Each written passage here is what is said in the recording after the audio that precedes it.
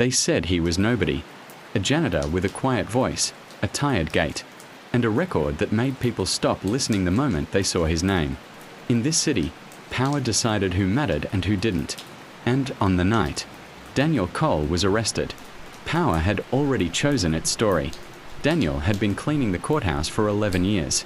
He knew the echo of empty hallways, the hum of fluorescent lights after midnight, the way dust settled on the seals of justice carved into stone.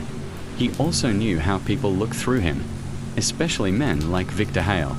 Victor Hale was untouchable, real estate king, donor, friend to judges and police captains, the kind of man who never did the dirty work himself. When Victor's business partner, Marcus Reed, was found dead in a locked office, the city demanded an answer by morning. The pressure came from the top, and when pressure comes from the top, it rolls downhill. It stopped at Daniel. They brought him in at 2:14 a.m.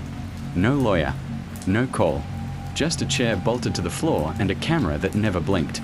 Detective Rourke leaned back, already convinced. He'd been told who did it before the question started.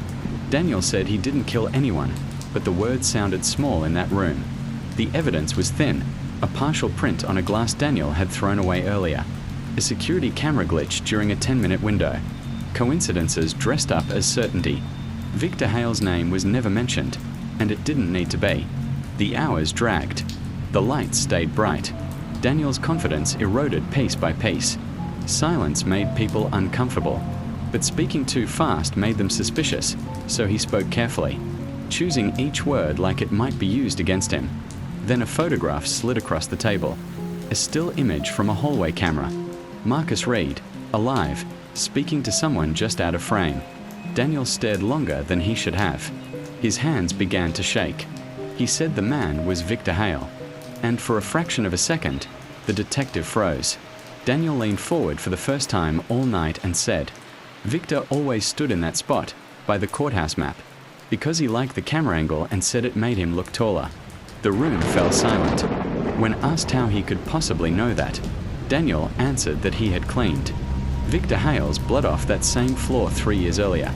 He spoke of a woman who slipped on the courthouse steps, officially ruled an accident, even though Victor had been screaming at her before it happened.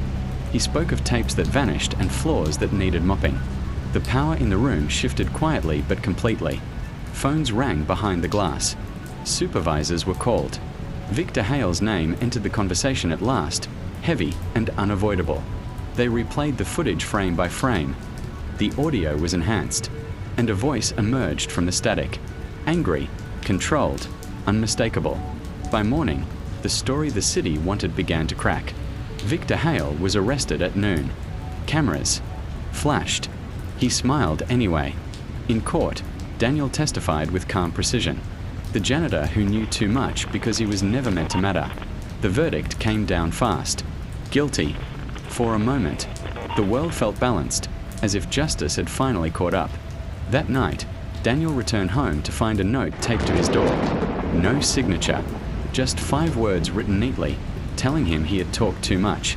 His hands trembled again, but this time with resolve. From his jacket, he pulled out a flash drive. The one thing he had never mentioned. A copy he had made years earlier. It didn't just show Victor Hale. It showed others, judges, officers, men, who smiled and nodded while the truth was buried under silence. Daniel plugged the drive into his laptop as a car idled too long outside. What he said during interrogation changed everything, but what he hadn't said yet might decide who survived what came next. The car outside didn't move. Its engine idled low, steady, patient, like something waiting for permission. Daniel sat in the dark, laptop screen glowing blue against his face, the flash drive still warm in his hand. Files loaded slowly, one after another. Names he recognized and names he didn't. Timestamps going back years, videos, audio clips, hidden recordings labeled with dates and courthouse locations. This wasn't just corruption, it was a system, a network, a machine that had learned how to erase people without ever touching them. Daniel closed the laptop. He didn't call the police. He didn't call the press. He knew better. Power doesn't panic when you threaten it. Power erases you. The knock came at 12:47 a.m. Soft, polite, almost respectful. Daniel didn't answer. The knock came again, firmer. Then a voice. Calm. Familiar. Detective Rourke. Daniel's chest tightened. The door handle turned slowly. Locked. Silence followed. Then footsteps. The car engine outside shut off. A second set of footsteps joined the first. Daniel moved to the back window, heart pounding. Two men stood in the alley. Not uniforms. Not criminals. Just men who looked like they belonged anywhere. One of them looked up and made eye contact with Daniel through the glass. No anger. No threat. Just certainty. The message was clear. They knew. Daniel grabbed the flash drive and his phone, shoved them into his pocket, and slipped out through the bathroom window. He ran barefoot through the alley, through trash and broken glass, through shadows and darkness, his lungs burning, his mind racing. Sirens wailed in the distance, but none were coming for him. He ducked into an abandoned laundromat and hid behind rusted machines, pressing his hand over his mouth to stop his breathing from giving him away. The men passed the building, slowly, scanning, hunting. Minutes felt like hours. When the silence returned, Daniel moved again. He didn't go home. He didn't go to friends. He went to the only place that had ever protected him. The courthouse basement, the storage rooms, the forgotten tunnels built before blueprints were digitized. By dawn, Daniel was gone from the city grid. No phone signal, no camera hits, no records. Officially, Daniel Cole disappeared. But the files didn't. 2 days later, an anonymous email hit 5 major newsrooms at the same time. Encrypted links, password-protected files, video evidence, audio recordings, financial trails, names, faces, voices, not just Victor Hale, judges, prosecutors, police commanders, city officials. The machine exposed itself. Panic spread through offices that had never known fear. Resignations followed. Sudden medical leaves.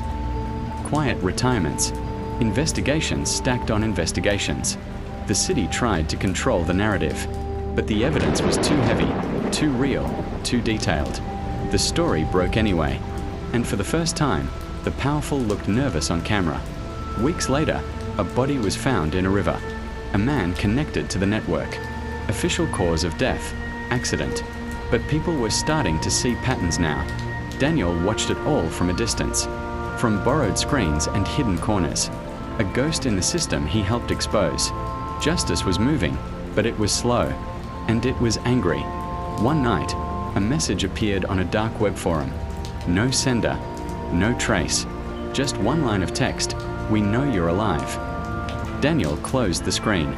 Outside, footsteps passed. Somewhere, engines started. The system was wounded, not dead. And wounded systems don't forgive. Because the truth Daniel released didn't end the war. It started it. And the men who lost everything were no longer protecting power. They were hunting it. And hunting him.